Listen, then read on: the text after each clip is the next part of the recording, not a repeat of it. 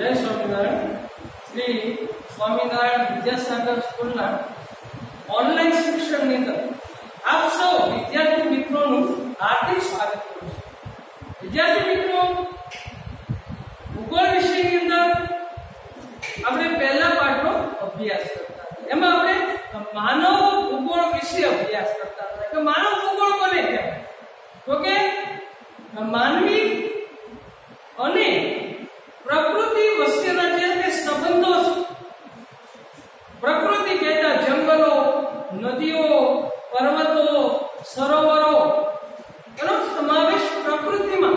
તો માનવીના પ્રકૃતિ સાથેના સંબંધો કેવા પ્રકારના છે એનો જે અભ્યાસ કરવામાં આવે છે તો એને આપણે માનવ ભૂગોળ કહીએ છીએ। વિદ્યાર્થી મિત્રો, આપ સૌ જાણીએ છીએ કે આજનો માનવી વિકાસના ભોગે વિનાશ કરી રહ્યો છે। વિનાશના ભોગે વિકાસ કરી રહ્યો છે। વિકાસ કરતો જાય છે પણ જંગલોનો વિનાશ કર્યો છે, નદીઓને પ્રદૂષિત કરી છે, સમુદ્રોને પ્રદૂષિત કર્યા છે અને જંગલોનું પ્રમાણ ઘટતું જાય છે। ગ્લોબલ વોર્મિંગ, તાપમાન સતત વધતું જાય છે। આ જે અભ્યાસ કરવામાં આવે છે એને આપણે માનવ ભૂગોળનો અભ્યાસ કહીએ છીએ। તો બે રીતે, પ્રાકૃતિક અને સાંસ્કૃતિક। પ્રાકૃતિક એટલે તમામ પ્રકારની પ્રકૃતિનો સમાવેશ થાય છે। સાંસ્કૃતિક એટલે જે માનવ સર્જિત બાબતો છે એનો અભ્યાસ કરવામાં આવશે। તો માનવ ભૂગોળના અભ્યાસના જે ત્રણ અભિગમો છે, ઐતિહાસિક અભિગમ, ક્ષેત્રીય વિશ્લેષણ અભિગમ,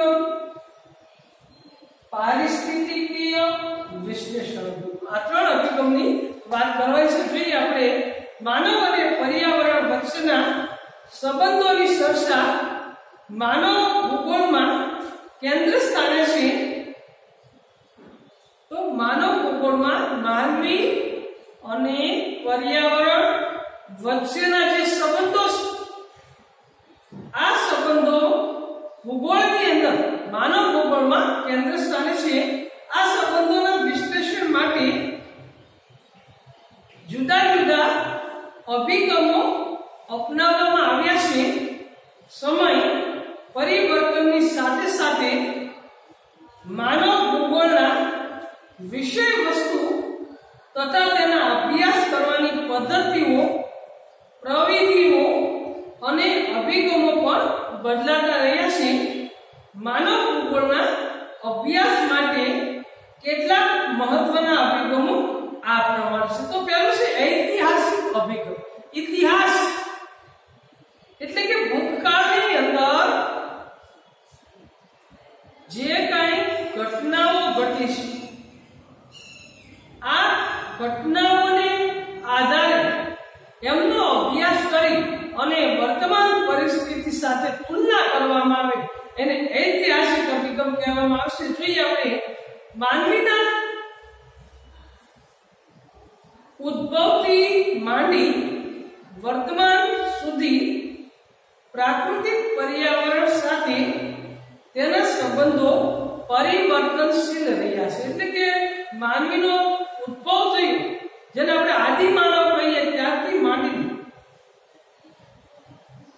વર્તમાન એટલે કે અત્યાર સુધી પ્રાકૃતિક પર્યાવરણ સાથે સંબંધો પરિવર્તનશીલ રહ્યા છે। તો પહેલા માનવી નદી કિનારે વસવાટ કરતો,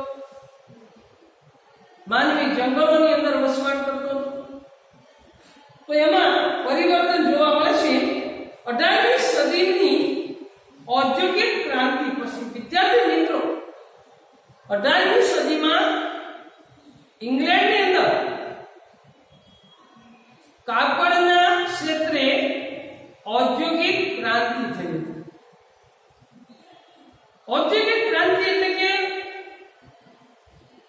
ઉદ્યોગ ક્ષેત્રે નવા નવા યંત્રો શોધાયા અને ઉત્પાદનની પદ્ધતિમાં જે કે પાયાનું પરિવર્તન આવ્યું એને આપણે ઔદ્યોગિક ક્રાંતિ કહીએ છીએ। આપ સૌ જાણીએ કે પહેલા ભારતની અંદર કાપડ રેડિયા દ્વારા રૂમાંથી દોરા કાંતી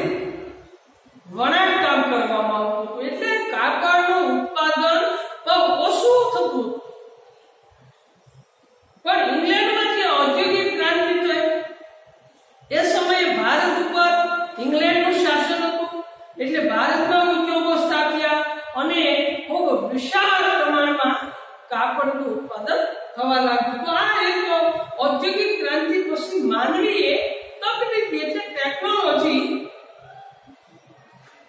અને વિજ્ઞાન ક્ષેત્રે નોંધપાત્ર પ્રગતિ કરી, જેથી માનવીની જીવન જીવવાની શૈલીમાં પરિવર્તન થયા છે. આ અભિગમ દ્વારા માનવ અને પર્યાવરણમાં સમયની સાથે સાથે થયેલા પરિવર્તનને સ્પષ્ટ સમજી શકાય છે. તો આજથી 18મી સદી પહેલા એટલે કે ઉદ્યોગો ઓછા ત્યારે માનવીના પર્યાવરણ સાથેના સંબંધો સારા, પર્યાવરણનો બગાડ થતો નહોતો. હવાનું પ્રદૂષણ, ધ્વનિનું પ્રદૂષણ, જળ પ્રદૂષણ, આવા પ્રદૂષણો જોવા મળતા ન હતા. એ આજે આપણને જોવા મળે છે. તો આ એક ઐતિહાસિક અભિગમ છે. બીજું ક્ષેત્રીય વિશ્લેષણ અભિગમ. ક્ષેત્રીય એટલે કોઈ પણ સ્થળ ઉપર જઈને અભ્યાસ કરવો, વિશ્વના વિભિન્ન પ્રદેશોને ભાગોમાં વસતા માનવીના માનવ સર્જિત પર્યાવરણને પ્રાધાન્ય અભિગમથી પ્રાપ્ત થાય છે. આ પ્રકારના અભિગમ દ્વારા માનવ જીવનની શૈલીઓની વિવિધતા પ્રાપ્ત થાય છે. લગભગ 20મી સદીના પ્રારંભ સુધી માનવ જીવનની શૈલી પ્રાકૃતિક પર્યાવરણને આધારિત. તો આ રીતે 20મી સદી સુધી માનવી પ્રકૃતિ સાથે નિકટતાના સંબંધો સ્થાપિત કરતો હતો. પણ આજે 21મી સદીમાં આજે પ્રદૂષણો વધતા જાય છે. ત્રીજું છે પારિસ્થિતિકીય વિશ્લેષણ અભિગમ. માનવી પોતાની પ્રવૃત્તિઓનું પ્રાકૃતિક પર્યાવરણમાં કેવી રીતે સમાયોજન કરે છે અને તકનીકી વિકાસ દ્વારા પ્રાકૃતિક પ્રતિકૂળતાનો સામનો કેવી રીતે કરે છે તેનું વિશ્લેષણ આ અભિગમ દ્વારા થાય છે. પ્રાકૃતિક પર્યાવરણની પ્રતિકૂળ પરિસ્થિતિઓની સાથે અનુકૂલન સ્થાપવામાં જે પારિસ્થિતિક પરિવર્તન જોવા મળશે તેનો અભ્યાસ આ અભિગમમાં સમાવિષ્ટ છે. નિશ્ચયવાદી, નિયતિવાદી અને સંભવવાદી વિચારધારાઓ આ અભિગમ સાથે જોડાયેલી છે. તો પહેલું છે નિશ્ચયવાદ અથવા નિયતિવાદ. વિદ્યાર્થી મિત્રો, 2 માર્કની અંદર આ નિશ્ચયવાદ અથવા નિયતિવાદની નોંધ લખવાની આવે છે. તો જોઈએ આપણે નિશ્ચયવાદ કોને કહેવાય અથવા નિયતિવાદ કોને કહેવાય. આ વિચારધારા મુજબ મનુષ્યની બધી જ પ્રવૃત્તિઓ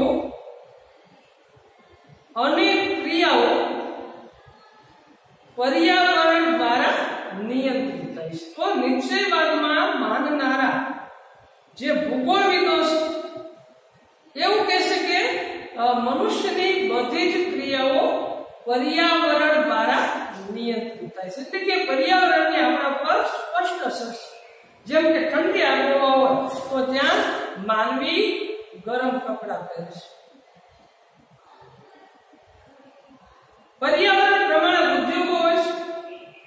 કાશ્મીરમાં ઠંડા પીણાની દુકાન ન નાખી શકાય એ આપણે જાણીએ છીએ કે ત્યાં મોટા ભાગે બરફ વર્ષા થતી હોય છે. એટલે ઠંડા પીણાની દુકાન ત્યાં ચાલતી નથી. તો આ ઉદ્યોગો પણ પર્યાવરણને અનુકૂળ રહેશે એવું નિશ્ચયવાદમાં માનનારા ભૂગોળવિદો કહે છે. પર્યાવરણ દ્વારા નિયંત્રિત થાય છે. કોઈ પણ માનવ સમુદાય, રાષ્ટ્રનો ઇતિહાસ, માનવ સંસ્કૃતિ, જીવનશૈલી અને વિકાસની માત્રાને પ્રાકૃતિક પર્યાવરણ અસર કરે છે. આ વિચારધારા માનવીને નિષ્ક્રિય પ્રતિબળ કરે છે. એટલે કે માનવી નિષ્ક્રિય છે. જેવું પર્યાવરણ એ પ્રમાણે માનવીએ પોતાનું વર્તન કરવું પડે છે. હિપોક્રેટસ, એરિસ્ટોટલ, હિરોડોટસ, સ્ટ્રાબો વગેરે વિદ્વાનોએ માનવી ઉપર પ્રાકૃતિક સ્થિતિનો પ્રભાવ સમજાવ્યો હતો. તો વિદ્યાર્થી મિત્રો કે આમાં પર્યાવરણ સર્વોપરી છે. માનવી એક નિષ્ક્રિય પરિબળ છે, એટલે પર્યાવરણની અસર પ્રમાણે માનવીએ પોતાના ઉદ્યોગ, ધંધા અને વસ્ત્રો, ખોરાક આ બધું માનવીએ પર્યાવરણ પ્રમાણે જીવન જીવવું પડે છે. તો એના જે ભૂગોળવિદો છે, હિપ્પોક્રેટસ, એરિસ્ટોટલ, હિરોડોટ, સ્ટ્રાબો, કુમારી એલન સેમ્પલ તથા એલ્સવર્થ હન્ટિંગ્ટન દ્વારા આ વિચારધારાને અનુમોદન પ્રાપ્ત થયું હતું. 20મી સદીના પૂર્વાર્ધ સુધી આ વિચારધારા વિકસતી રહી હતી.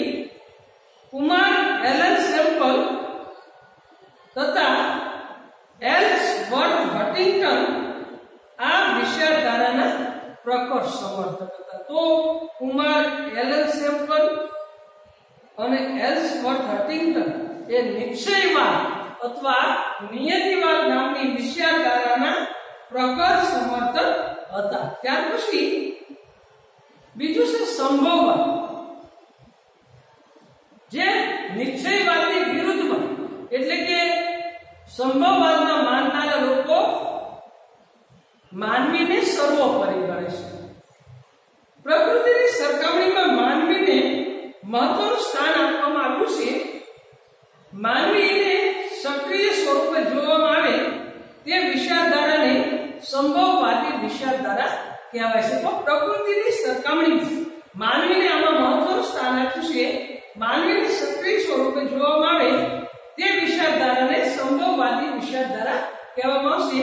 સંભવવાદ શબ્દનો સર્વપ્રથમ ઉપયોગ લુસિયન થાવ કર્યો હતો. તો વિદ્યાર્થી મિત્રો, એક માર્કમાં પૂછાય કે સંભવવાદનો સૌપ્રથમ પ્રયોગ કોણે કર્યો હતો? તો કે લુસિયન થાવરે સંભવવાદનો સૌપ્રથમ પ્રયોગ કર્યો હતો. તેમના મત અનુસાર માનવ સંભાવનાઓનો સ્વામી છે. પ્રકૃતિના તત્વોના ઉપયોગ બાબતે નો નિર્ણય માનવી જ કરે છે. ભૂગોળ વેતા વિટાલ ડી લાપ્લાસે આ વિચારધારાનો વ્યવસ્થિત પ્રસાર કર્યો હતો.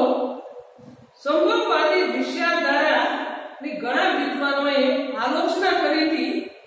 નિશ્ચયવાદી વિચારધારા અને સંભવવાદી વિચારધારાનો સમન્વય કરતી નવનિયતિવાદની નામની વિચારધારા ગ્રિફિથ ટેલરે રજૂ કરી. તો વિદ્યાર્થી મિત્રો, નવનિયતિવાદની વિચારધારા કોણે રજૂ કરી હતી એવો એક માર્કમાં અથવા વિકલ્પમાં પ્રશ્ન આવે છે. તો નવનિયતિવાદની વિચારધારા ગ્રિફિથ ટેલરે રજૂ કરી હતી.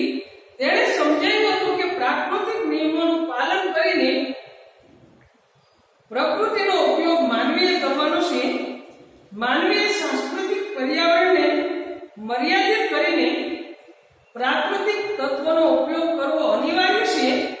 પ્રાકૃતિક પર્યાવરણને નુકસાન થશે તો માનવ સમાજ સામે માનવ સર્જિત સમસ્યાઓ ઊભી થશે અને માનવ વિકાસ રૂંધાશે. તો પ્રાકૃતિક તત્વોનો મર્યાદિત ઉપયોગ કરવો. આજે આપણે જે સંસાધનો છે, જેમાં ખનિજો, ખનિજ તેલ, લોખંડ, તાંબુ, આ બધાનો સંસાધનમાં ઉપયોગ, તો એમનો આપણે મર્યાદિત ઉપયોગ કરવાનો છે. એક સમય એવો આવશે કે પેટ્રોલ અને ડીઝલ જેવા ખનિજ તેલ જમીનની અંદર ખૂટી જશે, તો માનવી માટે મુશ્કેલી ઊભી થશે. એટલે એનો વ્યવસ્થિત ઉપયોગ કરવાનો છે. જો એની સમસ્યાઓ સર્જાશે તો માનવ વિકાસ રૂંધાશે. તો વિદ્યાર્થી મિત્રો, ખૂબ મહત્વની બે ટૂંકનો છે નિશ્ચયવાદ એટલે નિયતિવાદ અને સંભવવાદ, એમની આપણે વાત કરી. હવે વર્તનલક્ષી અભિગમ એમની વાત હવે પછીના તાસમાં કરીશું. જય સ્વામિનારાયણ.